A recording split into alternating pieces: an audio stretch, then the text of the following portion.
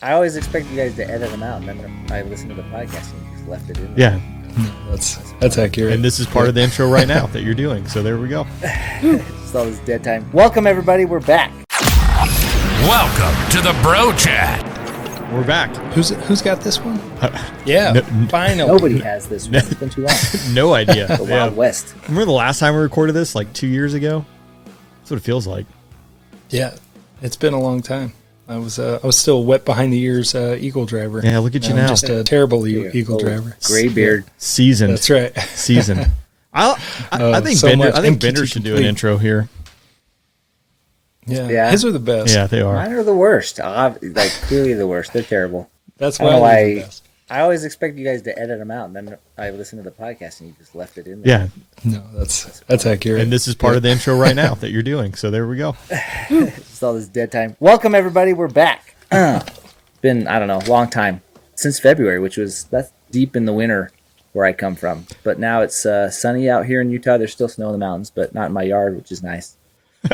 Anyway, welcome, Vader there and Rain. Just always exciting. We didn't get a fourth guest today because we thought we'd go back to the core bros for just one episode. Then we'll hopefully get together again in a couple weeks. Yeah. So what's been happening, fellas? Man, a lot's been happening. We're finally hitting summer. Thankfully, we went from 55 degrees to right around 90, so that's good. So I love skipping spring straight to summer. Yeah, nobody wants spring. That's just where like flowers and nice days outside. Not for me, But yeah, that's what we got going on here. Oh, Just shirking my responsibility. Yeah. Well, you've completed your transition, and going to the Eagle, we probably can more ways than one. But how's that been? Yeah, it's good. MQT complete took a little longer because the jets, they got to say. Finally, they threw down, which I don't believe it until the jets are on the ramp. But F-15EX, that's in my future. So that'll be neat. Apparently, I've got to see some cool stuff flying around in the C model. I've been gunned a couple times, which is not my favorite.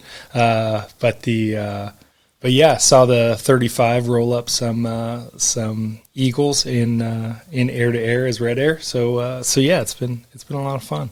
I got my good buddy Dave. He should be listening to this. He's a flight doc. He was really bummed when the announcements came out because he's at Barnes, and Barnes is getting the F-35. Yeah. Like, he just wants to get in the backseat of a Viper. It's probably any fighter, but I'm saying a Viper.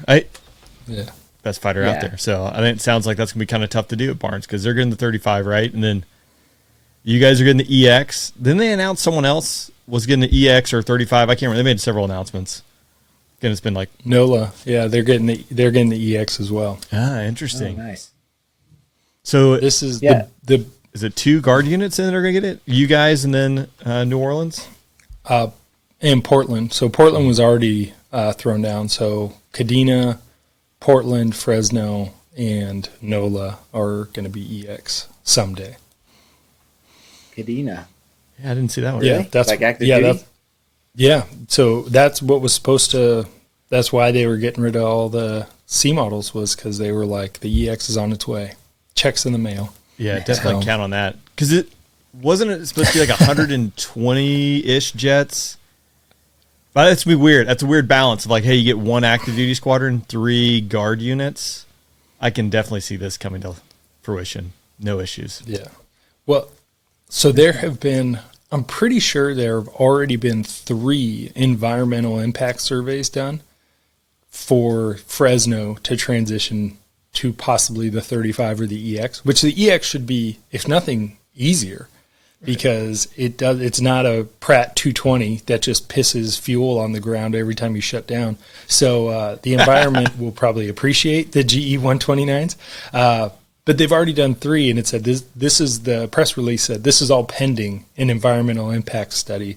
And it's like, I feel like that is the like get out of jail free card, where they're going to say like, well, you know, the environmental impact survey didn't work out, and then the whole plan's going to change. But 100%. Either way, they've at least thrown down. The fact that Vermont and Madison got the 35, because again, environmental impact study in the Grand Arena, I talk about fuel being dumped on the ground, but just the noise pollution that those 2 places let that happen is amazing. Yeah, and I don't know if it was on accident or on purpose, but it seems like West Coast is kind of EX, like West Coast pack half, and then East Coast is kind of 35 heavy. So I don't know if there was a reason for that or if that was on accident. That way you guys can be the leading They edge. all have yeah. Yeah, that's right. We need you to be the leading edge. You got to have that big old hunk of metal Getting out trail. there. Yeah, so that we cannot be seen. That's the key to 5th gen. Really Yeah, bad 4th gen out there. Can I not be the leading edge, though? Can I just be in trail of said leading edge? No, that's not good for us that way. Doesn't work out. I was talking to somebody, and they were saying that they had 35s were running cold. This is a long time ago. This was a few years ago. It might have been Jicto. And 35s were running cold, and Vipers were bonsai.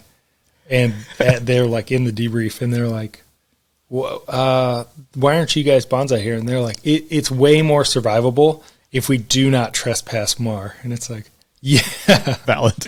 Yeah, I agree. Yeah. Like, oh, yeah. So good. It is. We did. You guys remember Red Russell? Did you ever meet? You know Red Russell, right? Yeah, I met Red. He just had his Finney flight last week, and so we did. It was awesome. We did an 8 ship DCA, so cap swap out against 12. I think we had 12 Red Air, F-35 Red Air. Anyway, it was a rager. It was awesome. But I had learned the week prior that I was getting nervous having these conversations. It's being recorded. Anyway, I've been complaining this entire time, like 4th gen tactics, like they're money. And then with, okay, you know what? I'm not going to go where I'm going with this until we're offline. But it's pretty interesting. Bottom line, it was awesome. And you can't do the things that you used to do, 4th gen, because people, like the sternweds of these things is insane. Mm-hmm. So you're just like, hey, we're just going to like think real small, go as far into their territory as you can, basically, trying to get shot. Anyway, it was awesome. Bottom line, good times. Also, edit this part out if you guys don't mind. I marked the clip. Marked it. Yeah, mark the tape. I just need to remember to do that. I'm all nervous. We just had our security briefings about the Massachusetts Guardsmen or whatever. Yeah. Now I'm like, I'm not going to even tell anybody I even fly the F-35 because they're just looking for the first person to string up. Yeah, I'm surprised. Well, we had that same meeting. Yeah, I was like, I'm surprised there hasn't been a mandatory like CBT that's been accomplished yet. But I guess you guys are doing briefings, so. Oh, we did a mandatory stand down. Yeah. Yeah, Intel had like a whole brief, and it was effectively telling you everything that you've already agreed to with your NDAs and everything else. It's like, I won't be a complete fool. I will not go into Discord and have arguments and take documents from a secure network and then use that Prove it. It's like exactly. Wow, man. The slides That's did end great. with all the people they've thrown in jail, over the past however long for security breaches. I will notice that there's no vice presidents or presidents or secretaries of state that were thrown in jail for any of these kind of things. So. Did you ever weird? One of the I think it was Blitz. He was talking about when he was working on the Hill, just the things that staffers would say openly, because they're not, while they're read into all these different things, I don't know if they fully understand that, like, oh no, you can only say this behind this, 6-inch steel door. They're like, no, just running around. They definitely don't know. Yeah, texting about it and stuff. You're like, that was anyone in the military, they'd be in jail. Yeah. Well, and this isn't a spear to security people, because I work with a lot of security people, but a lot of them don't really even understand or know like the secrets that they know. Like they're obviously briefed to secrets, and they just don't. They like ignore it and they keep living their life. So I can only imagine a staffer getting a 2-hour brief of all this information of varying classifications, and then they're like, "Yeah, I know exactly where that falls." I mean, I didn't know most of the stuff for like almost a decade of my career to like truly feel confident about like talking about things and not talking about things. Yeah. Yeah. It's interesting. Oh, not to shift gears, but I got to apologize to all the Kodiak Shack listeners. I said it at the beginning of the podcast, and I'll say it again. I'm terrible at my job. Rain and Bender know this. But Rain, you'll get a kick out of this. So I got feedback that the commercials that are like embedded into the show were like high. And then I was like, gosh, okay, if the commercials are louder than the audio, I got to pump that audio up. We got to bring that audio higher. Pump it. Give it some more boost. Yeah. So I was creating a bigger delta between the commercial, and so people would run like they'd be running it like lower, and then the commercial would come in like way over the top. And so finally, John, apparently you knew him as well, Rain, and he reached out and he was like, "Hey, you're screwing the pooch on this one." And I didn't know. I apologize, everyone. I didn't know there's like a master decibel levels that you're running. And I was above the commercial. So what it was doing was creating, the commercials were like way higher than they should have been. So then I finally set my master audio to the same decibel levels as the commercials. Now I think we're good. But I haven't heard These are bad all feedback. the things that are like, I don't know. There's things I know now that, one, I never thought I would know about nor care about. But yeah, you're like, oh, minus 17 lufs. I just don't know what that means, but that's what I set everything to. Right. There you That's go. the key. I think it works. Yeah. So yeah, people probably ears are bleeding and they just haven't said anything. But Yeah. Oh, I don't know, a year into it, Vader. So you learned one thing over a year. Like, that's a pretty good pace of. That's better learning than curve. most things. Yeah, there is a slope to it, so that's good. One thing. One thing. did you guys see that Viper crash at, was it Osan last week? I just saw the video from like Yeah, I saw the like a video. closed caption TV video. Yeah. Was it a ROCAF one, right? Or was it a US? No, it was U.S. Well, Oh, that's it at was US? least what a press release I saw. Oh. Yeah, I saw Yeah, the, did you the see pilot the come down. parachute? Yeah. Yeah. It was like a late ejection, like Yeah. maybe like 300 feet, something like that, 400 feet. Yeah. Yeah, That looks not good. Yeah, Not where it Ran would be. into It's better than something. being in the fireball, but that's Yeah. true. Yeah, he was well clear of the jet and everything, but yeah, the parachute was relatively low, like in the video. It looked like terrible weather. Not surprising. Rain, low clouds, so Yeah. I wonder if it was some sort of spatial D or something. Man, we break a lot of jets in Korea. I'm not sure it's worth the squeeze, honestly. All those young, inexperienced people, and they just like fly in terrible conditions. Crash jets every 8 months, it seems like. yeah, that's a good point. Because you don't hear about all the class whatever B's and C's that happen like constantly. Going off the end of the Over there. runway, just Yeah. things. And actually, I saw Paco had just posted the picture of the Raptor from 5 years ago that had the gear up early retraction. Like, it just flew for the first time this week. That's the point too. It's like, while 5 not all of these things end in fireballs, like they might be all bent up and get put back together again, but it might take 3-4 years to do that. It's not like we have a whole lot of Vipers. I don't think, but I don't know. What do I know? I mean, they're building new ones. Can we just get a replacement one every time we crash Yeah, one? you should, right? Block 70s would be Random sweet, Block wouldn't 70s. Yeah. God, it's so awesome. Is there insurance on these? Is it like your car? Like, okay, we'll pay you 84% of the value of your F-16. they? Tax dollars. Yeah, for sure. Yeah, It's just put tax that- dollars. Just Pretend. keep raising the debt ceiling, Yeah, and then it's it's funny. good. You can keep buying as many as you want. That's right. That's a thing right now, right? They're worried about that. Yeah. Jet selling. I think it's coming up next. Is that June? They got to raise it again.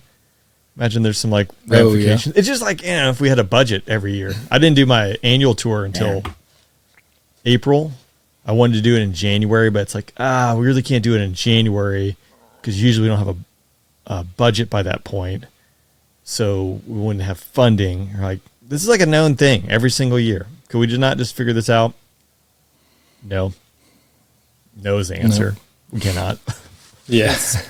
Yeah, it's brutal. And then, well, for like our wing, whatever the previous year will have gone, terribly because they didn't have the money. So they like guessed where they'd get the money or win, and that was all wrong.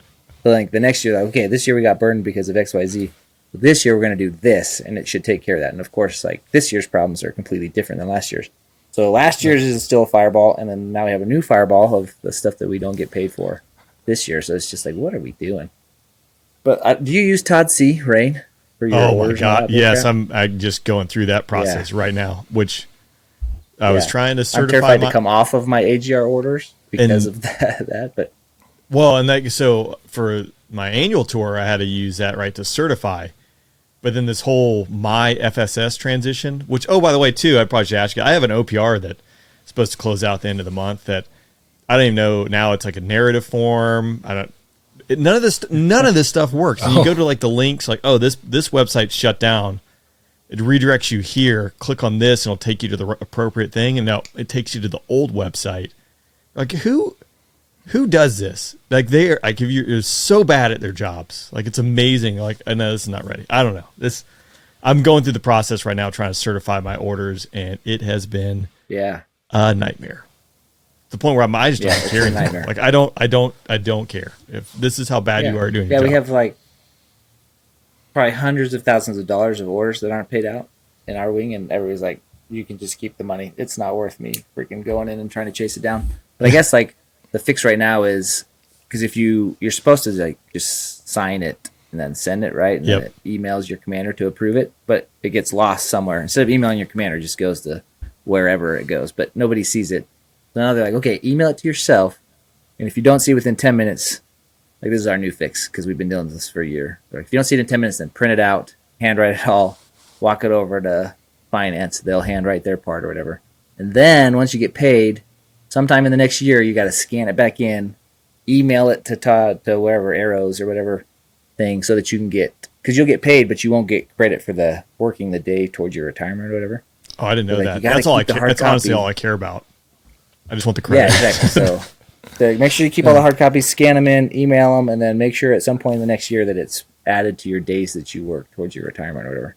Like, who's got freaking time for that? So now the joke is you get two what are called RMPs, but they're like office work paydays. Like you can use 2 office work paydays for every one order that you're trying to get submitted, just because it takes so long just to get the thing approved by the commanders or whatever. It is a disaster. I'm glad we talked about this because I didn't know that. I was like, again, I only care about the points. I don't even care about getting paid. But then too, it's like I don't have time to spend 8 hours doing something that should take 3 minutes.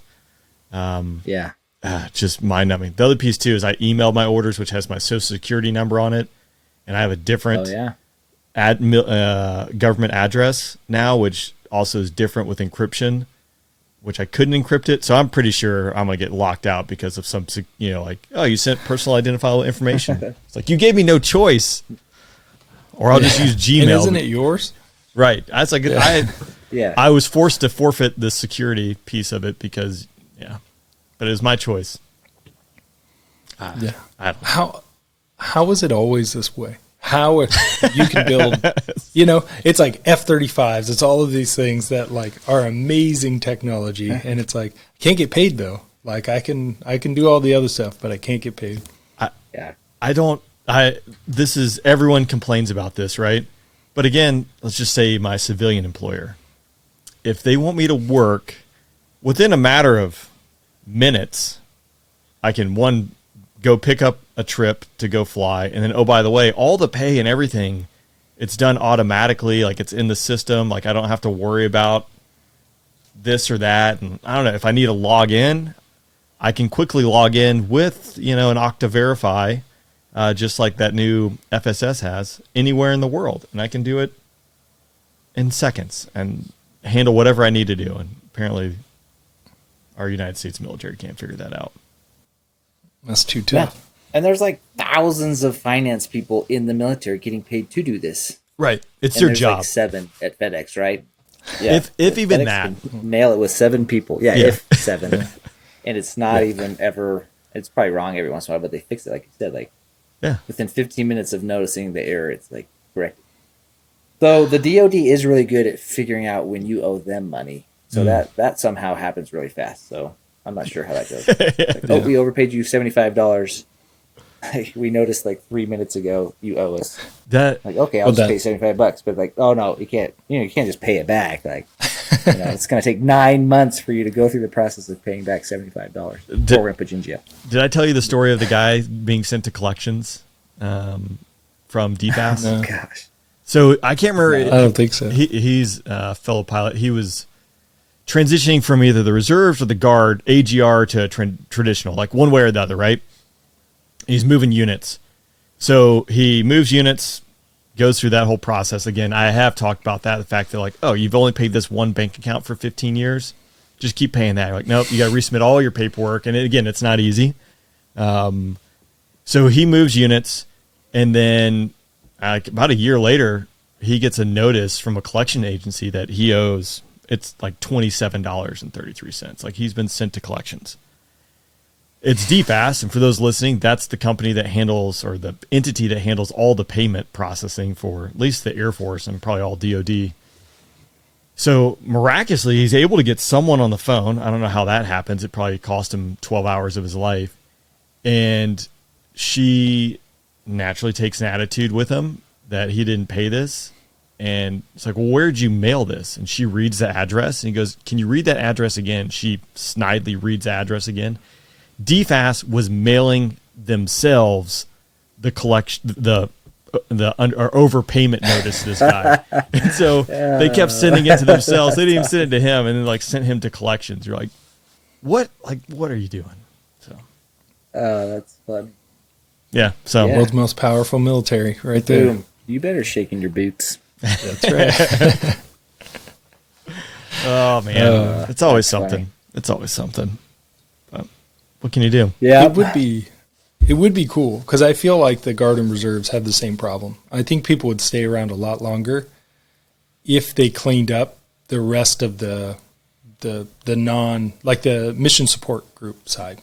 Like if it was, like I fell off of orders for one day, so like my family falls out of DEERS, so they don't have health insurance, and all of our like painstaking efforts to get a primary care manager and to be on a specific like care plan all falls out. And then you have to call and you have to talk to people, and maybe you can control it. I don't know to how I could control it personally, but there's I guess there's Meal Connect or whatever, but it's always a nightmare to get these things done again. And then it's like, oh, well, we don't have your orders. And it's like, but they exist. Like there's somewhere where you can access my orders other than me getting them to you. So yeah, if you're listening, NGB, figure it out with all due respect. Yeah. My thing is like, doing the Guard and Reserve, right? Like you still have a desire to serve and do something for your country. However, in most cases, unless you are full-time in AGR, it's not your primary means of paying for everything and earning a living and taking care of your family. So it's like, all right, if the flag goes up and you need me, yep, all right, I'll be there, right? That's why you're serving.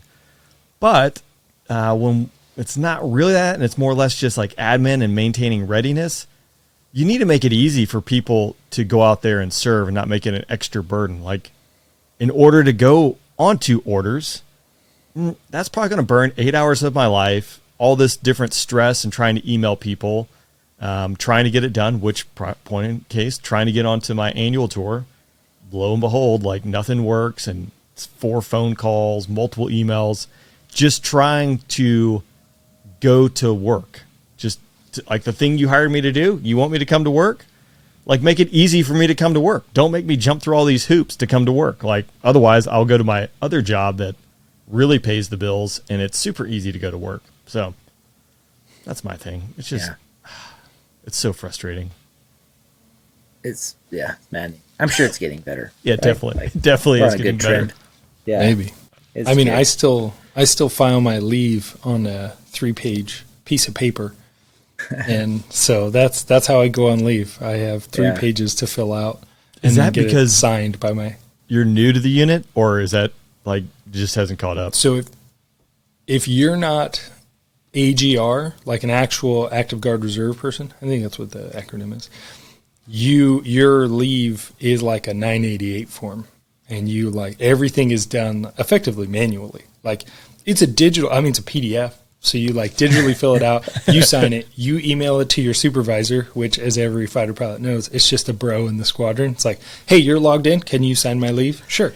And then you get your leave signed. You send it to finance. And then when you get back, you have to re-sign it. Your supervisor has to re-sign it and send it back to finance to actually close the loop. And then finance is like, yeah, we lost it. Can you send it again? It's like, it's digital. Like it can't get lost. Like it's somewhere out there.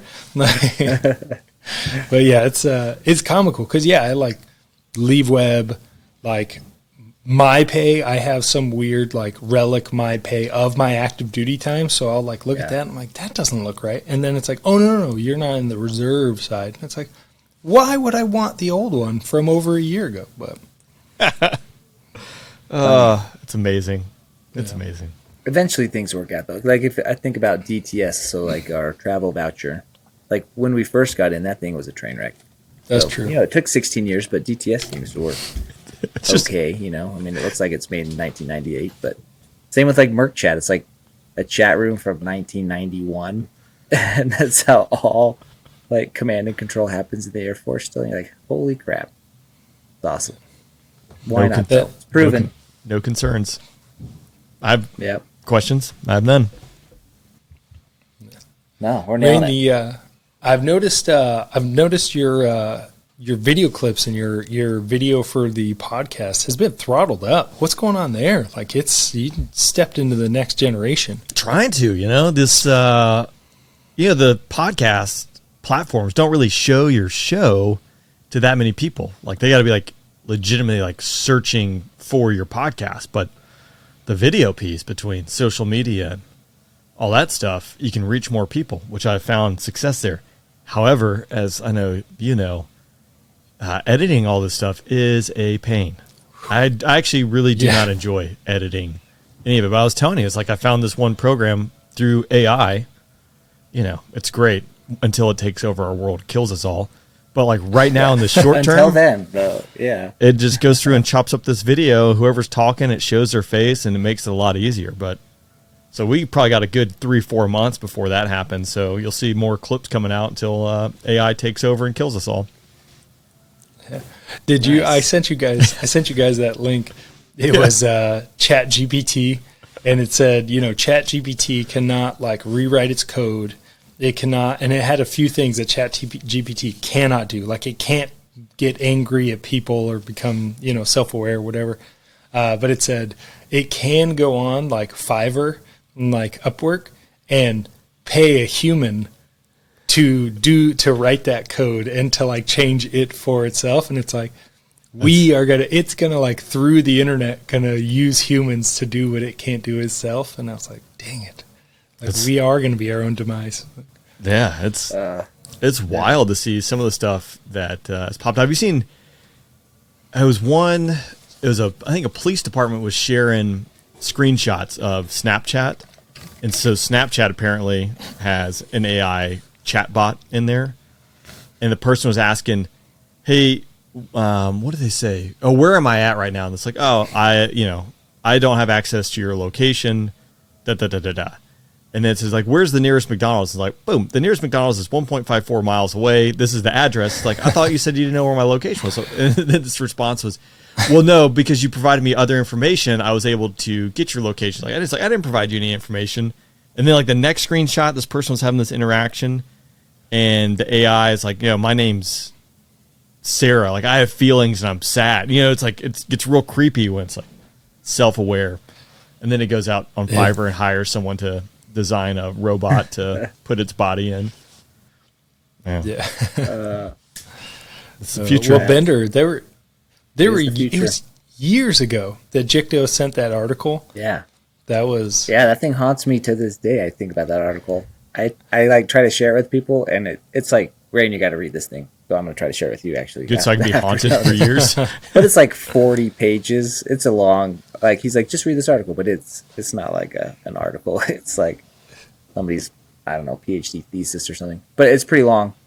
And it's like, it's really eye-opening. And after you read it, I don't know, it's like taking the pill. You're like, I see it all now.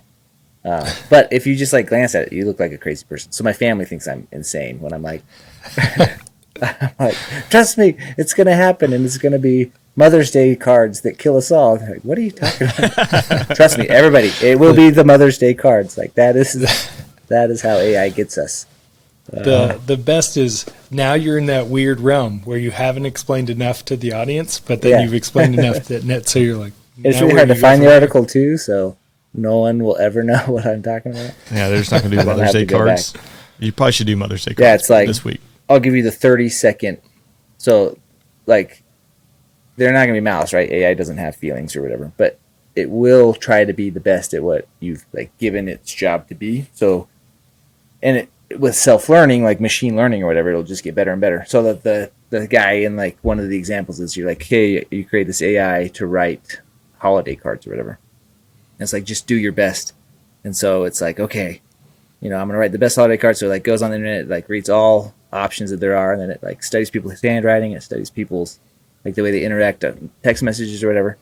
And then it eventually, like, it just keeps getting smarter and smarter. And then it figures out that humans are like the obstacle in the loop. Like if we can just get rid of the humans, then I can create more of these cards or whatever. Anyway, so it ends up like killing all the humans so that it can create like more Mother's Day cards or whatever for the Earth. Anyway, that's the short version of it, but it's pretty compelling. The article is like, yeah, like all of it is like plausible stuff that could happen. You're like, geez, we are doomed. And it's not with malice. It's just like, oh, this objectively makes sense, so I'm just going to do that step. Yeah. That's the weird part, that you always want to apply like that human, feeling or approach to something, but it's different. Just black and white. Is there there any AI, not like it, I mean, there's automation in the plane you're flying now, right, Rain? Oh yeah. Like you got some pretty good, like, solid automation. It's helping you out. There is the talk, Airbus, the A350 freighter, I think 2026 is supposed to be ready for single pilot operations.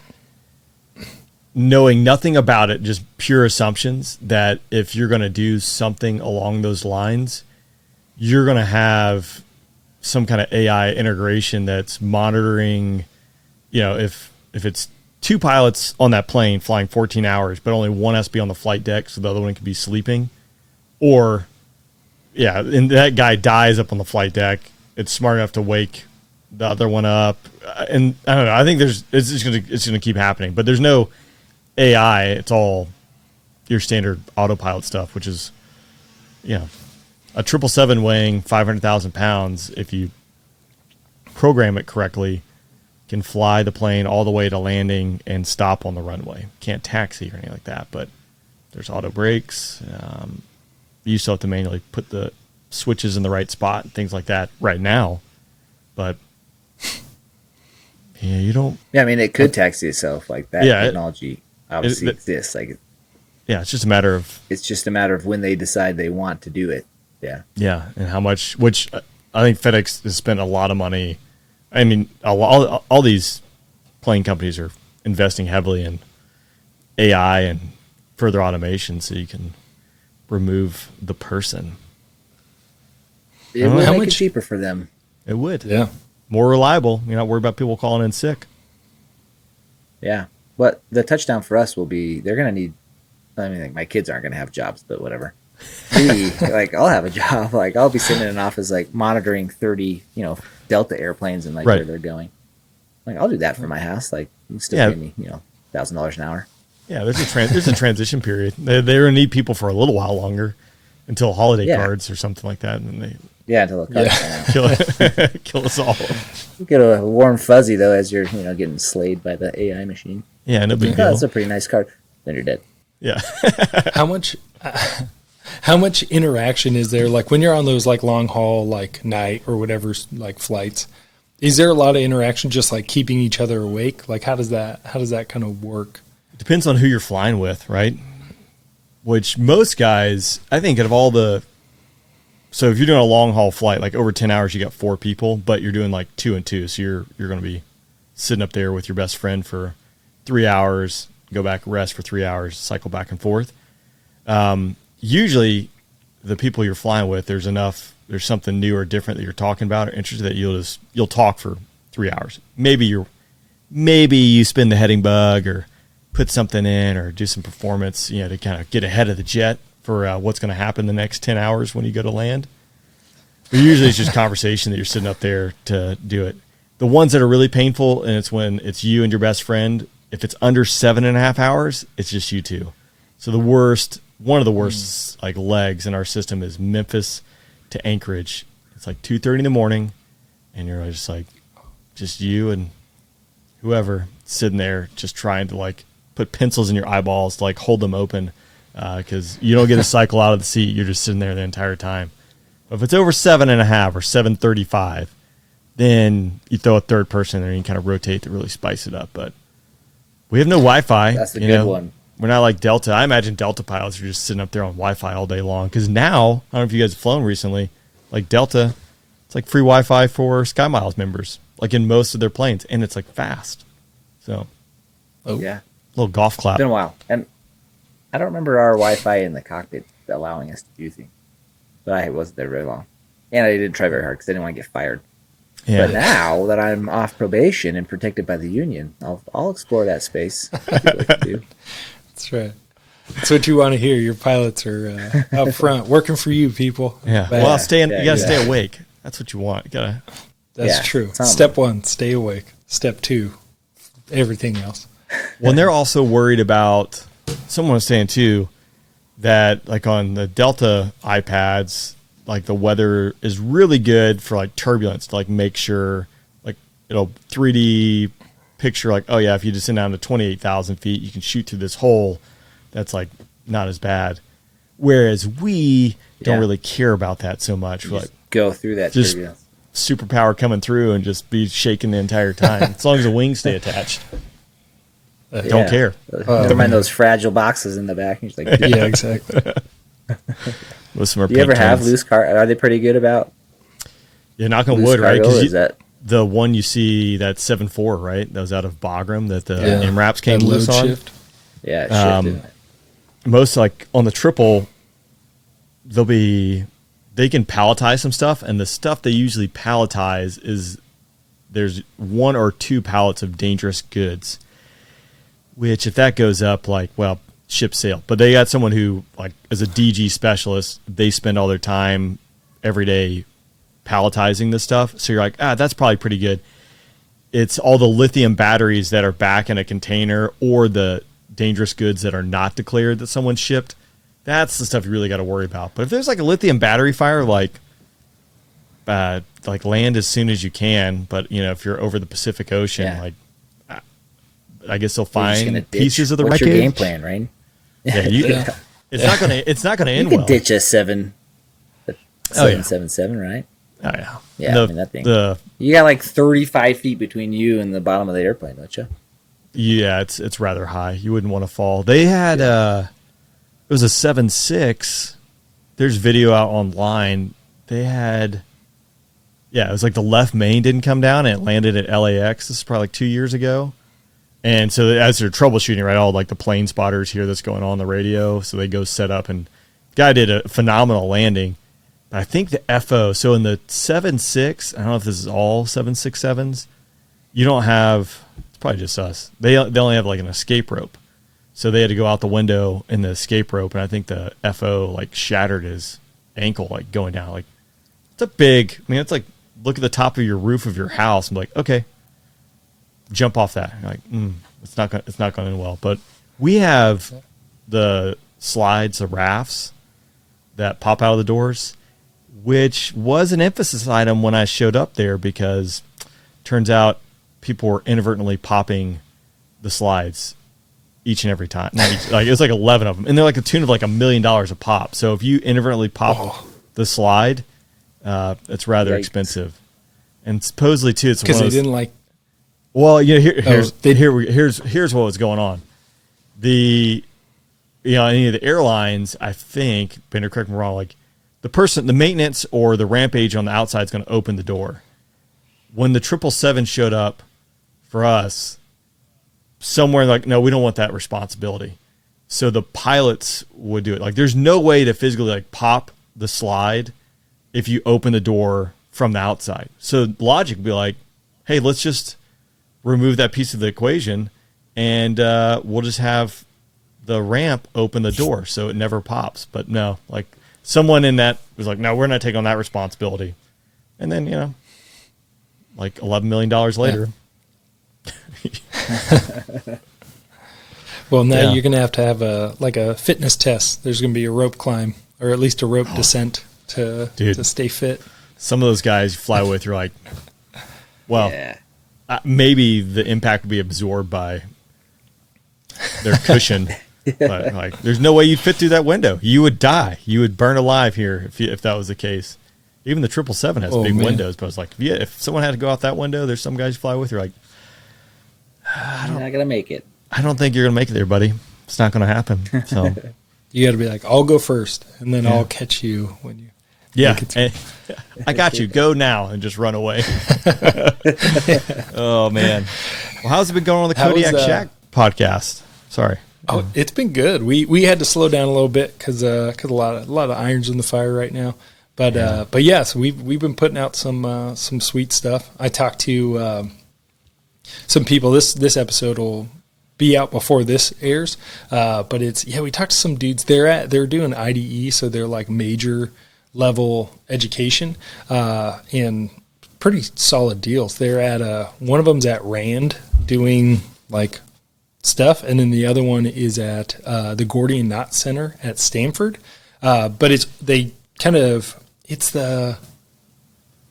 chief staff. It's some broader like school program, but they all embed at these like super sweet spots, and they're working like they're effectively using all of these locations to kind of work on like the logistical and like battle management, like the physical, like moving equipment around side of like the A5 side of ACE. So the big like question mark on ACE is like, yeah, we can move jets everywhere we want. How are we going to refuel them?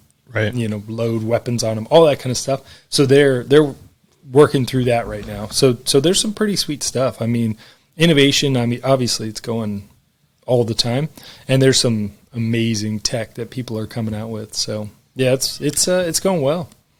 Well, ACE, agile combat employment. So being able to disperse your unit and go be agile and deploy and operate in different locations. Here's what kills it: DTS. People can't fill out their travel vouchers and get their orders authorized. So that's right. Yeah, I can't send the jets. Bummer. You come back, they remove your security clearance. You didn't tell us that you were going to this country 45 days prior. Well, I didn't know I was going there until about an hour prior. Yeah. It's in the rules. So if it's in the rules, you got to do that. Yeah. I joked. We're sorry, go ahead. Oh, I was just going to say, we're going to have to loosen the reins on how we control everything if we're actually going to do ACE, because the whole only your maintenance works on your airplane and only this and only that, and you're like, that can't happen. Like, it has to be right. Agile. One team, one fight. Exactly. Agile. There's a word for it. The rule piece. So Oshkosh last year did a little tour around the F-35 with Bayo.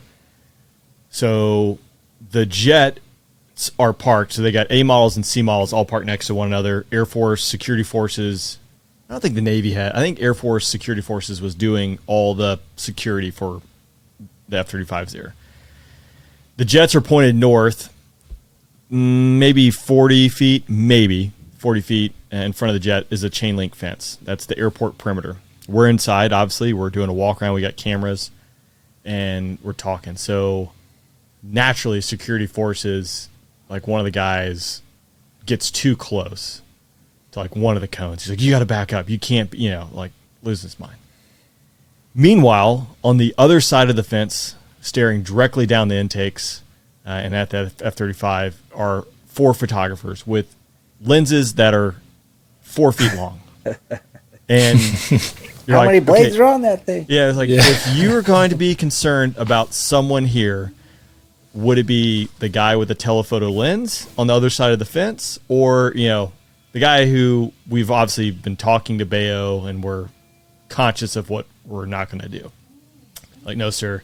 It's 25 feet. That's what's in the AFI, the reg. So this is what it is. That guy's outside 25 feet, so don't have to worry about that. I'm like, this is the stupidity, and like, just again, it parallels. It goes through everything. Like, oh well, not my problem. Yeah. Agile. Kind of buff out. It will. Yeah. It's fine. It's fine. Chinese have so one of our episodes was with the anyway, the former commander of the Agile Battle Lab, which is ACC's like little cell of like how are we going to do this, which is it's actually been awesome. So Hill connected with them after we talked to him. Be like, what do you guys actually do? Anyway, it's been really cool to see. But one of the things that when they came out to brief, they're like, hey, like writing on the wall, CISA, which or maybe it's DISA, Defense Information Security, whatever. Whoever runs comm for the DoD, right? They're like, just so you know, like they're not on board with anything that we're gonna do in case of war. So they're like, you gotta like make your own. You have to like solve your own comm problems, like whatever radios you need, whatever internet access you need, whatever like communication you need. Like none of that will come from anybody higher than your squadron level, basically. like that's ACC's slide is like, hey, the Air Force isn't gonna provide any of this for you, even though we have this gigantic organization whose job it is to provide it. Like they're not gonna square that corner ever. So like figure it out. I'm like, well, if we're already writing off, like one of the key functions of a joint force, I was like, that's not going to work. Like, yeah, that's not great. So, but there's other stuff. It's not just the comm. It's the same thing with like the logistics, like you guys were saying. They're like, well, you're not going to have, you're going to have to move your bombs and your whatever over to like little places. And they're like, and don't expect any C-17s or C-130s, like, because they're owned by TACC or whoever owns them. Like, they're not going to dish them out. Like, you're going to have to find your own way to transport them. Like, what do you mean find our own way to like, there's like 600 miles between where I am and the little tiny island you want me to go to. Like, we can get like a raft? Like, I don't understand. Nope. Think agilely. Like, get it there. Like, Think agilely. Everyone gets an extra helmet bag of 25 millimeter. You guys have 25 millimeter, right? Yes. Is that what it? Yeah. So yeah. Carry that. Yeah. I don't know how you're doing. Contracted out to the Chinese. That's what we'll do. Like, I'm sure China can solve that problem for us. Like,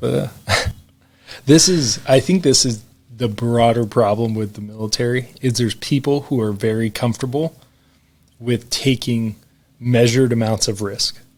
And there are people who will take no risk. And the problem is like you're always going to be on opposite sides of it. You're going to have people who are like, I take risk every day. I just sit down and say like, okay, that is an acceptable level of risk that I will take. I'll do it. And then other people are like, no way. I'm not getting in trouble for that. I'm not going to jail for that. That's like the standard things. I'm not going to jail for that. And you're like, what jail? Like, I don't, like Leavenworth is just full of comm and contractors, like I don't get it. But yeah, it's, we're going to, I feel like this is overused, but it's one of those things like you must. Like, it's not like, oh, we need this. It's like, you must do this. Like, just do it. But, yeah, we're going to we may find out. Yeah. Yeah, when you're a towed decoy for Bender, when you're out on the leading edge. Yeah, exactly. A push decoy. Yeah, perfect. Eagle 2, recommit. No. No way. Like, trust me, it's going to be fine. I promise. Yeah. I got your back. I'm going to have, like, I got 4 freaking missiles. It's going to last the first 7 minutes of whatever fight we're in. Like, okay, give me an Eagle. Yeah. Somebody. Yeah. That's why Well, that's the only reason I'm going to be alive. 5th gen is like, they can't die because they have our missiles. So he's an extension of me. Yeah. Oh, we talked to one guy, Bender wasn't able to make this one, but Scar, Ben Timmerman, he was on the Merge podcast too. But Scar is an old Raptor dude who now he works at Blue Force Tech, and they work on combat collaborative aircraft. And that was a pretty sweet one. Like because now the whole thing, like we have this idea of like loyal wingmen and stuff, but they're trying to use these like, there's tons of names for them. There's like CCA is just like one, like, okay, that's a combat collaborative aircraft. There's others that are like training collaborative aircraft. So like TCAs. And then instead of like half your squadron, your squadron briefs for the day and half of you are getting blue air, half of you are going to be red air. It's just like you're all going to be doing blue air. And then you just have these like collaborative aircraft that are going to go out and just fly your red air for you. And then you're like, sick. Like, that's pretty sweet. And then you don't waste all the hours and and the people to fly your red air. You just have it. So, yeah, there's a ton of stuff. The problem is, I think the biggest gripe I have, like learning more about innovation, is that there's this like very smooth progression through innovation to a point. And then that point is like a min viable product. Like we have delivered on everything you've asked. And then the commercialization, the like, okay, we're going to like roll this out. That is, I don't think there is a good smooth path forward. So I think a lot of things that are awesome tech and solve problems, they just die on the vine because they don't get like broad commercialization. So that's it. Makes you feel good. Yeah. That's right. Well, it's interesting to see that when you say that how the landscape's changed, because I think of just, if you go back to like the 2014, 2015 timeframe with like Draken coming on to be able to provide Red Air. I mean, they were doing like 15,000 flight hour programs at Nellis, which is Shaw is like a 15,000 flight hour, or at least it was. So doing a lot of flying to then was it last year they lost their contract at Nellis? I mean, it was like overnight, and then like, oh, boom, we're standing up in F-35, Aggressor Squadron. One, weird. Just how fast like the threats are changing. But the collaborative piece is interesting. I think the Valkyrie, the Marines just this week with their F-35s. I don't know if, Bender, you got anything you can say about it without going to jail or not. This was an open source article, but the Marines were doing all this collaborative stuff with Valkyrie and having it as like its dedicated wingman. I don't know. It's just different. It's a different landscape. It's changing fast. It's like the iPhone showing up, you know? Yeah. That's a crazy thing that the Air Force, because that Draken contract had like an entire another year of flying on it. And they just said, nope, we're done. Like, I'm pretty sure they still paid it out because it was a contract. Like, it's not that they just turned off the money. And then I think Draken at Nellis moved to Seymour Johnson. And now because Seymour has like 3 fighter squadrons, like they just fly for them now. And it's like, yeah. Well, down at Lakeland where Sun and Fun is, that's like their depot. They bought a bunch of, they have like Mirage. They got them from Spain. I was talking to Slick, and he was saying that, or maybe it was the Jordanians. Like at one point, like they bought a bunch of them. They're all containerized, shipped them back over. They got all like the consumables too. Like it was a smoking hot deal. But then like they'll never fly because the logbooks are like non-existent, and it's way too big of a lift to even overcome that to get them to fly in the National Airspace System. Because I just can't make them like experimental or whatever it is. But they had like a rough year. I don't know, from like losing that contract to. Who is it that got the Vipers? Is that Aces or Ace? Ace, is that what it is? Because they're out in I'm excited to see Phoenix. Those. And Phoenix, right? Aren't they like retro fitting them with pretty Gucci? I have like nice jammers. Someone and stuff. Might have been Cass Young. I was like thinking of like what they were saying. They have like a AESA radar. I mean, they have gotten some nice tech in those jets. They're full up, I think. Well, that's the F5s too. I mean, Klamath Falls has a F5 Red Air, and they'll have ESAs. They'll have, I think they can run jammers. Like they even have a centerline gas tank, so they'll fly like a 2.0. Yeah.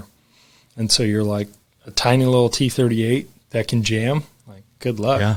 So, yeah, I mean, you need it, like, because I think our biggest problem was like, it's funny because the C model and the F-16 have exact opposite problems, where the F-16, at least for a long time, was like, okay, we're going to have this threat, and it's got this really big radar cross section, and then it's a bunch of F-16s trying to replicate that, so it's like you're never actually going to be able to fight the real thing. And then now, like, C models and most things are like, all right, the threat has a relatively small radar cross section.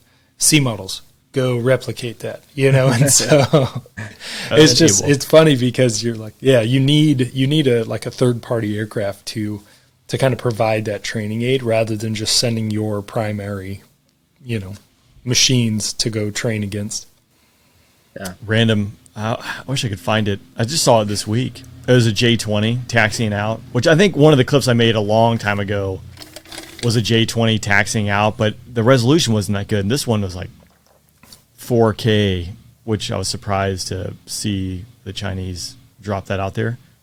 When you look at that, I mean, like that, like nose on, like you guys just stole a Raptor and then just couldn't figure out how to make it small like a Raptor. I mean, it's a huge plane, but gosh, it looks a lot like a Raptor and F-35 kind of like blended mix.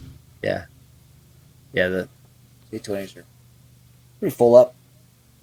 J-16s, those things. I actually don't know what any of these numbers mean. I just know what they do. Like, I know how to threat rep them. How to fight. They're like, VID that in the sim. I'm like, I have no idea which one that is. It's hostile. If you look at pictures. It's hostile. Yep, Canard's probably bad. Shoot it. That's right. J-20s look, enough different. You can kind of tell those. But if it's not a B1 and it's got canards. I did see the J-16s flying in Dubai. Like the Chinese, you gotta watch it. When they did the 2017 air show there. So they, the Russian knights were there, and then the Chinese were there. And it's like the first time the Chinese, I think, had taken their demo team really that far or anywhere else. But like watching it fly, because it kind of looks like a Viper. And at that point, like watching it, you're only seeing the demo, but like the min radius turn and things like that, it did not look as maneuverable as the F-16. Not that that's the only thing that matters, but my funny story there was like getting on this tiny little elevator. I got on the elevator first. Elevator music's playing, and then two Russian Su-35 pilots, like their chief test pilot for the Sukhoi Design Bureau, and then three Chinese J-16 pilots get on the elevator, and it's like no kidding. Everyone's just like sitting on the elevator, like. Doot. And the other's like, wow, this is like super awkward right now. That's when was that? The tour 2017 in Dubai. 2017. Okay, yeah. Gotcha. And so like the Russians gave us a tour of the Su-35. They wanted a tour of the Raptor, which like, oh yeah, and that's no problem because the Raptor was there and that was part of the plan. They have the cordon. Yeah. But they thought, it's like, oh yeah, we want a tour. But then the Su-35, we got a tour and it was like up underneath it and all sorts of stuff. It's a big plane. That's a massive airplane. Holy crap. It's crazy. Yeah. Did you ever fight a Su-30 Vader in Malaysia? I didn't. I was talking crap to scheduling, so which I respect. They were like, "No, you're out," and I was like, "Yeah, I did." I was like, because they had me in for ACM. It was like ACM with the Su-35, and I was like, BFM or nothing, and then I got nothing. So I was like, I respect that, Golden. That's yeah. I deserve that. Yeah, that's funny. Yeah, that's why you don't talk crap to scheduling. They own your fate. I got a child who's trying to break the door down now. They're relatively small. Rain, one of the questions I had was because obviously we've all flown a ton of like pond crossings, so across the Pacific, across the Atlantic, like in an F-16. I haven't done a pond crossing in a 2-engine aircraft, but Bender, I don't know if you've done them in the 35, and Rain now obviously in your current plane. Like, are pond crossings just like not, because there's a little pucker factor in a single engine aircraft for 7 hours. It's nothing. I've only done it in a single. Yeah. Oh, yeah. Twin engine is so much easier, and there's a bunk to sleep in. That's pretty nice. I now understand why all these tanker guys are like, oh yeah, I'm just heating my food up. We're like, yeah, that's really nice. Actually, I do appreciate that. Yeah. You still have to do ETOPS, extended time over water. I don't know. I don't know what it stands for. I mean, I should, but like, there's all these reliability things that the company has to prove, the plane has to prove, the crew has to be trained to do. So if you do lose an engine, you can fly for 2 hours, 3 hours to the nearest piece of concrete and land. That is, unless it's a lithium battery fire and you're just going to burn up and die. 10 minutes. 10 minutes before you die. Not all emergencies are created equal. Yeah. So, but is Bender's a 35 any different? I haven't done a pond crossing in 35. I assume it's the same as Viper. I mean, a single engine. The motor is so reliable though. It hasn't had. Hasn't had, knock on wood, a lot of issues with the motor, at least. Well, it's because it tells on itself pretty quick, right? Like if there's something going wrong, like the maintenance knows, like, hey, this it has is going bad or whatever. AI type machine learning, who knows, all those buzzwords. But it does a lot of that kind of stuff, predictive maintenance. So theoretically, and I think it's worked out so far. I mean, it's got a ton of flight hours on it, and it hasn't had engine issues really. So that's good. It has other things that are weird. The Beaufort F-35 mishap. That was like 2 years ago. The one, did they ever come out with? Was it 2 years ago? Where, not the Fort Fort Worth. The one, not the Fort Worth one. Okay. Yeah, not the Fort Worth one I don't that know like went viral, but the Beaufort, Beaufort had one where the guy punched out. Yeah. I assume it was because it was trying to do helicopter things. I don't know anything about it, but maybe that's the problem. Like you're having your 15 that's when fighter. you get two engines working together, things go weird. Yeah, Even though it's really one engine driving another thing, but it's like a PTO kind of thing. Yeah. But I assume there's so much more room in the 35 than a Viper. Like, I mean, thinking back, like building I'll paint you a word picture, audience, like hopping in an F-16 before EFBs, so electronic flight books existed, you'd have like, at least my squadrons or Bender's in my squadron was like Ziploc bags. And it was like, here's your Ziploc bag of every pub that you require for this leg of this trip. And you're like, sweet. Here's a Ziploc bag for the next one. Don't lose them. And then you're like, throw what you don't need in the travel pod. The F-16 is super tiny, so it's like your little, maybe you bring like a small bag with like some food in it, your helmet bag with piddle packs in it, you got some water, and then you've got all your pubs. And then you like close the canopy, and then you start like dispersing everything around the cockpit to like build your nest. And so now I think like the C models just got like, I don't know, like the map case in the C model, like you could put your backpack there. Like you could have like a 2-day bag in it. Yeah. Like just like you'd have to like lay it flat, but you just like set it in there. Like it's not a thing. So I assume like a 35 and obviously like a 777, like they're just space galore. Nothing but room. But yeah. 35 is definitely bigger than a Viper. It's not. You can't put a backpack in a map case. That'd be pretty amazing. But you could put a backpack in there and like stick it back somewhere. Yeah. There's no like 5th gen stealth, like here's my golf club section. Not that I know. Well, it's weird. The travel pod goes in the weapons base. So you're still stealthy even when you're traveling. Sick. Funny. But yeah. Still 9G capable. Probably. Yeah. You can put your golf clubs. It's the same one, I think, as the Viper, though. It's just a 5th gen travel pod, same size as the Viper. Yeah. See, but the door. Now I'm envisioning the 35 weapons bay with a travel pod like up in the center, and then the door like fitting your bag. Like it was tough getting your bag into a Viper one, like when it's hanging on the wing, let alone in a weapons bay. Yeah, good point. I don't know. I've never done it, so. Hopefully the doors are bigger. God, those travel pods. That was the worst part. Well, maybe not the worst part. That was one of the worst parts about like going on AOS was like you're like hoofing your duffel bag out to the jet and you're like, I'm about to spend 15 minutes like just pouring sweat trying to get this thing in that tiny freaking door.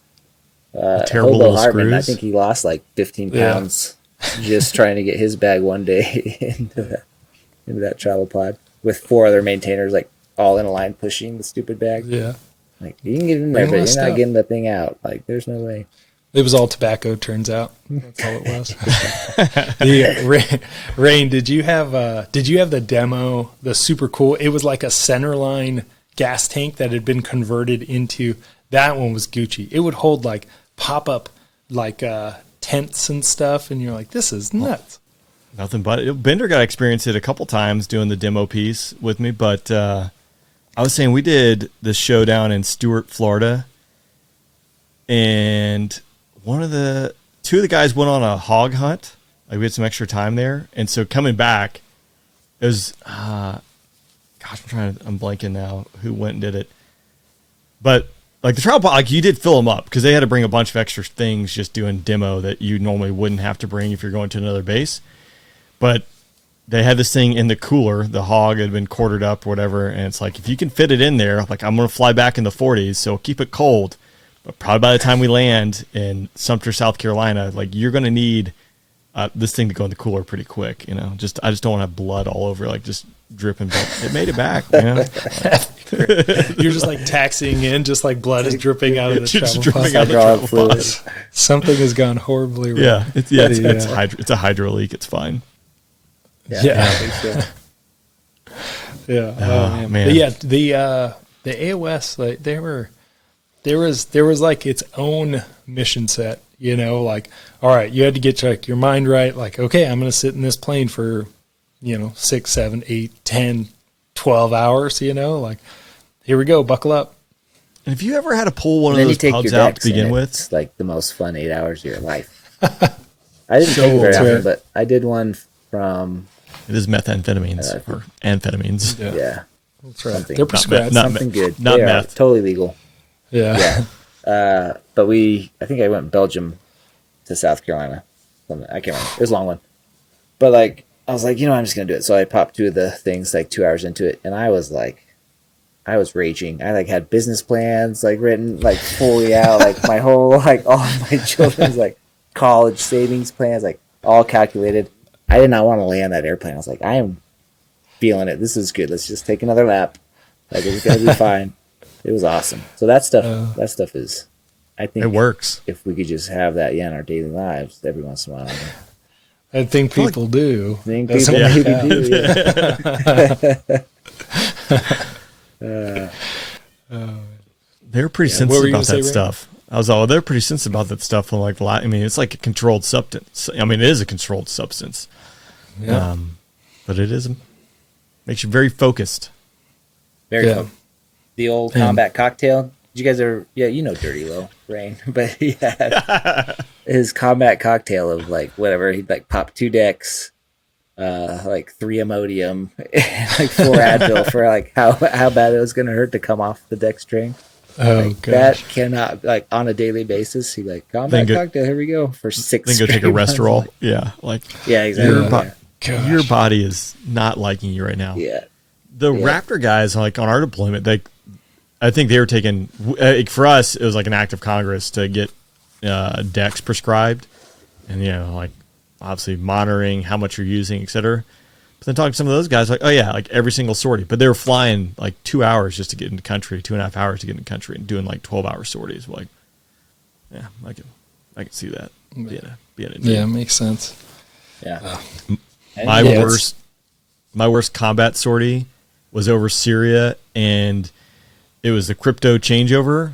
Like we were flying like 10 p.m., like landing like at 3 a.m. Well, the JTACs weren't doing their crypto swap until like 5 or 6 a.m., like when they got up. So for, the entire 2 hours into, midnight to 2 a.m., it was just like, and couldn't talk to anyone, couldn't do anything. And this is like towards the end of the deployment too, so you're pretty comfortable doing everything. I'm like, I am not going to make it home. I'm going to fall asleep in the jet. Like I am dying here. I've eaten all my snacks. I got nothing left. Just just that like white noise machine going on I for got pop one. The, Because you're not going to be able to go to sleep when you get home. Like I'm not going to be able to make it home if I don't take it. Took that. I was like, I can solve all the world's problems. I don't care how bored I am. This stuff's amazing. Yeah. Yeah. Yeah, that come down is it's no joke. That's the thing. You gotta like keep doing it. Like once you start, it's like, okay, like hack the clock. This is a trend now. Man. Oh man. And then they take them back, Yeah. If you don't use them, you lose them. That's Yeah. Yeah. Supposed to, yeah, theoretically. Though I do have a pretty good stash of Ambien. It's a gonna couple cut years that old. out.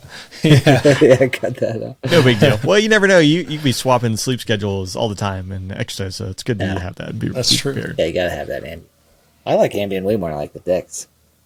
I But don't know. I Ambien's made Air only Force. good for me. It's like a 4-hour, like to the minute 4-hour clock. It's like Same. Ambien, fall asleep. 4 hours later, it's like pop. I'm awake. Yep. I would. And then I was like snap another them one. in half. Yeah. And, just take 2. I was like, because I will go to sleep real fast, and if I don't, it's gonna be tragic. And I'll wake up in like 2 hours. I think Chaos has flight some docs. great stories. Yeah, flight docs. But Yeah. Chaos had some great stories of taking Ambien, and then his big thing was trading stocks on Ambien. Just On like Ambien? teleport Wow. and then like go make stock trades. Like See not what intentionally, happened but. the next day? Oh, I do remember, was like, I gonna woke say. up and was like, I think I bought a bunch of stuff off Amazon. Like, you kind of like teleport. It's like, Just like a stupor. Like it didn't put me to sleep, but I was like a walking zombie. Yeah. Crazy. There's definitely like a diminishing return. Like at some point, it's like you are not falling asleep. You are just an insane person for a little while. That's funny though. Trading stocks, like that could go horribly well or horribly wrong. Yeah. But no, you don't know. You know, one of two ways. You wake up. That's future use problem. Yeah, Ambien, that's a hell of a drug. Unconscious, it's about the same odds for me. So. Yeah, probably good. Get the brain out of the way. Yeah, exactly. Yeah. When you're on Ambien, at least you don't like remember it, so it's not as painful. Yeah.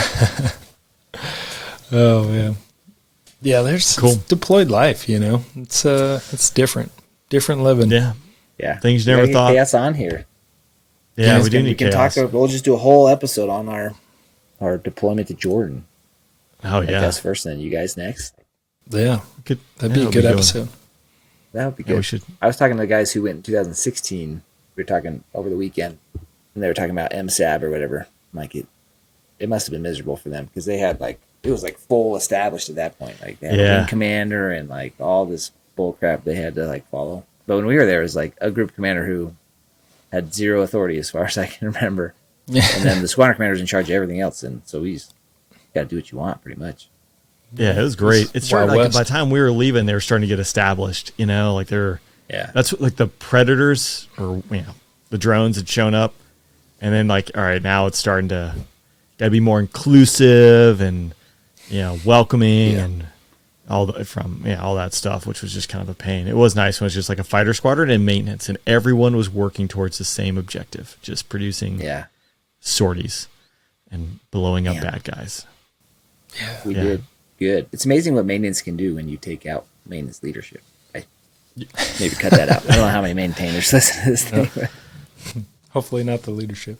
Can you do that? The thing that they say no to all the time at home station. You're like, oh yeah, no problem. They just do it. You're like, wait, what? How did you do that? I think it's like a fighter squadron. Where somehow home station there's always training creep. There's always all this BS. And then you go, and then you're like, where did all that extra work go? I hope it's not at home waiting for me when I get back. I feel like maintenance is probably the exact same way. They just don't do the extra dumb stuff that just the wing structure makes them do. Yeah, it's just you're purely focused on the objective. It's awesome. If only always did that. Gosh. What? Yeah, it's it turns out I didn't need to do this for 6 months, and everything just seemed to work just fine the way, if I had pay issues, turns out there was 4 people there that worked in 2-man shifts, and they fixed it very quickly. Not well, sorry, we're closed for training, or we closed at 3:30 today. I don't know, man. Yeah. I would say the horse is dead on that, but no, it still needs, it is dead. We just need to keep beating it. Yeah, we can't. The beatings will continue until performance improves. That's what's going to happen. I'm sure they're listening. They're like, okay, yeah, we could fix that. We could fix that. Yeah, we're not. No, we're not going to. Yeah. We wouldn't have anything to talk about then. So that's true. Yeah. Sometimes Vader invites all these important people. We had who was I can't remember his name. But he was the General JFAC Jodas. General Jodas. Yeah. So all the 3-star that retired. I just constantly chuck because there's no accountability for the things that I say. All of a sudden, there was. He's like, well, you can't do that because of that and that and that. I'm like, that's actually pretty reasonable. Dang it. Yeah. Dang it. It's super good getting to talk to people like General Jodas. We talked to General Tykert is retired. He was a test wing commander, the 412th or whatever Edwards is. He's a wing commander there and retired 1-star. And then, heck, Rain, you had General Holmes on yours. But these dudes, the perspective that they have, it's easy in the cheap seats to be like, oh, you should just do this. And then those dudes are us plus a ton of more experience. And they're like, nah, it doesn't make sense because of this. And you're like, you don't know what you're talking about. No, I'm just kidding. No, it's great. I'm the most important person in the world. My opinion. Yeah. Yeah. I have the solutions. That's why everyone's asked me. But to be fair, it's there's so many variables. And General Holmes, that's what he was talking about too, is the budget process, which again, not knowing much about it, I think our budget process is broken. But when you're at that level, like you're obviously playing the game or you're in the system, right? So you have to play by those rules. And yeah, it's not just like, oh, yep, this is dumb, we're not going to do that. It's like, well, no, this is in law. So you got to do X, Y, and Z. Like, well, that's dumb. So Yeah. whatever. Change the law. Yeah. Change the law. And it turns out also not that easy to do. So politics. Yeah. There you go. So again, no one asked us. We unsolicited provide our opinion on things, and I think we solve a lot of the world's problems. That's what we're good at. Yeah. Well, this has been awesome, guys. I'm glad we got a chance to reconnect. Yeah. I mean, maybe probably increase the frequency. We got to figure out the frequency, the appropriate amount. But I think we got the next one on the books. I'm not going to say it publicly because. And I'm gonna come That's up right. with like a little agenda or something. Yeah. We got some good content coming everybody's way. We're gonna do like a meme theme, or like whatever we're talking about, like meme of the day or meme of the week. This has been in the works for a while. Yeah. Yeah. Well, because we came up with this after the last bro chat, and it's been months. Right. Yeah. Well, now that you're done training, so now we should be good to go. We should be able to at least get 2 of these a month, I think. At least that's yeah, easy. Somehow I've got down days. I'm down. Yeah. Cancel your flight. All right. Well, easy. Cool. All right. Yeah. It's been fun, guys. Bye, everybody. See you next time. Yeah. Hey, let's make. You know what we should do? Let's do this before I hit stop on the record. Bender, you have the exit. I just did the intro. Yeah, but this is like your a- episode. This is the Bender Oh, episode. it's my So- episode. All right, It's well, circular. dudes, it has been a good time. And also, I forgot at the beginning to thank Rain's Patreon folks. So As is tradition. yeah, keep doing whatever, connect your credit card and hit whatever, submit. Keep that money going. I'm sure it's great. I don't ever get to see it, but I'm sure it's great. And at Vader, if you're seeing Patreon money, then you owe me an explanation because I haven't seen any of it myself. Yeah, you through have some Red internal Circle, stuff you guys got to work Red out. Circle. Yeah. That's right. Yeah. Donations are always open. Yeah, always open. But honestly, we do appreciate the people who do listen, and like there's probably 7 or 8 that care about what Vader I have to say. But Rain, your people are great people, so appreciate you guys listening. They definitely care what I have to say. Next month, yeah, for sure, Yeah. or whenever we do this next week. That was great. 2 weeks. That was a great job, Bender. Yeah, thanks. I'm getting Top better. notch. You start from 0. I'm gonna hit stop.